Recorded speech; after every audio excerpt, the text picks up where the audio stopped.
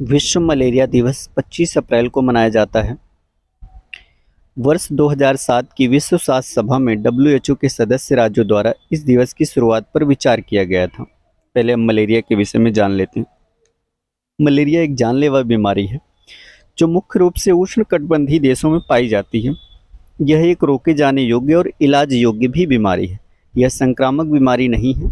यह बीमारी मादा एनाफिलीज मच्छर के काटने से फैलती है। परजीवों की 5 प्रजातियों मनुष्यों में मलेरिया का कारण बन सकती हैं और इनमें से 2 प्रजातियां हैं, प्लाज्मोडियम फाल्सीपेरम और प्लाज्मोडियम विवैक्स। ये सबसे ज़्यादा खतरनाक हैं। एनाफिलीज मच्छरों को 400 से अधिक विभिन्न प्रजातियां हैं और इनमें से 40 प्रजातियां यानी वेक्टर प्रजातियां बीमारी प्रसारित करती हैं। स्थानीय मच्छरों के प्रकार सहित कई कारकों के आधार पर संक्रमण का जोखिम कुछ क्षेत्रों पर दूसरों की तुलना में अधिक है। उष्णकटिबंधीय देशों में बारिश के मौसम में मलेरिया का जोखिम सबसे अधिक होता है। शिशुओं और 5 वर्ष से कम उम्र के बच्चों, गर्भवती महिलाओं और एचआईवी एड्स के रोगियों को मलेरिया का विशेष जोखिम रहता है। लक्षण: मलेरिया के शुरुआती लक्षण आमतौर पर संक्रमित मच्छर के काटने से 10-15 दिनों के भीतर शुरू हो जाते हैं। इसके लक्षणों में बुखार, सिर दर्द और ठंडे लगना है। उपचार क्या है? तो डब्ल्यूएचओ के मुताबिक संदिग्ध मलेरिया वाले किसी भी व्यक्ति के लिए शीघ्र निदान की जरूरत है। यदि प्लाज्मोडियम फाल्सीफेरम मलेरिया का 24 घंटे के भीतर इलाज नहीं किया जाता है तो संक्रमण गंभीर बीमारी और मृत्यु में भी बदल जाता है।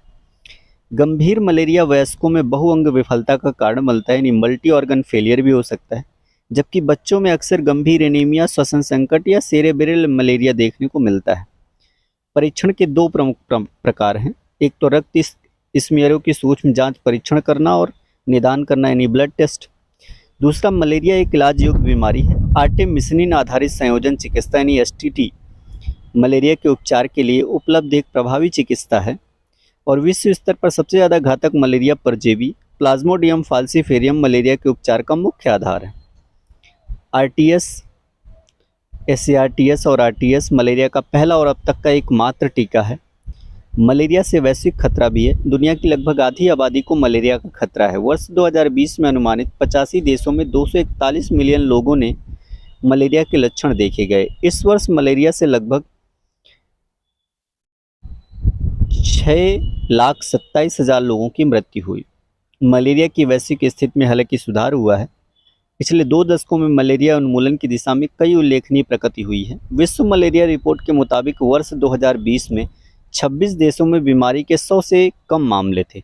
वर्ष 2015 से अब तक 9 देशों को डब्ल्यूएचओ ने मलेरिया मुक्त भी घोषित किया है, जिसमें मालदीव को 2015 में, Sri Lanka 2016, Kyrgyzstan 2016, Paraguay 2018, Uzbekistan 2018, Argentina 2019, Algeria 2019, El Salvador 2021 और चीन भी 2021 में शामिल है। अर्थात इन 9 देशों में मलेरिया का कोई भी मामला नहीं आया है।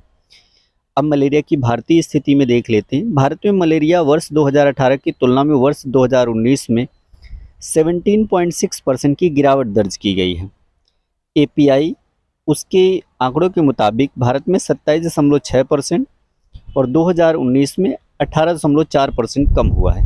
भारत ने वर्ष 2012 से एपीआई को एक कम बनाए रखा है। भारत ने क्षेत्रव्यापी मामलों में लगभग 20 मिलियन से 6 मिलियन तक की बड़ी गिरावट दर्ज की है। वर्ष 2000 से 2019 के बीच भारत में मलेरिया के मामलों में 71.8% की कमी हुई है, जबकि मृत्यु में 73.9% की कमी देखी गई है।